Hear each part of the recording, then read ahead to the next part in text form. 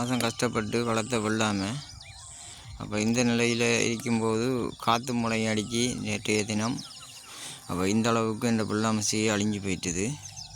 இதுதான் விவசாயியின் நிலை என்றதை இந்த மக்கள் பார்த்து கொள்ளுங்கள். இப்படித்தான் இருக்குது. இயற்கையும் சீற்றமும் அப்படி இருக்குது. நெல் விலையும் நிர்ணயிக்கிற வியாபாரியும் நிலையும் இப்படித்தான் இருக்குது. ஆனால் நாங்கள் கஷ்டப்படுறோம், எங்களுக்கு எதுவித பலனும் கிடையாது.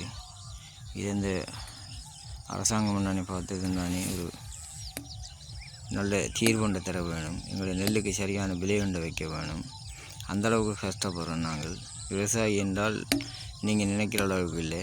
நாங்கள் இவ்வளோ கஷ்டப்பட்டு தான் இந்த நெல் உருவாக்கி உங்களுக்கு அரிசி தரோம்.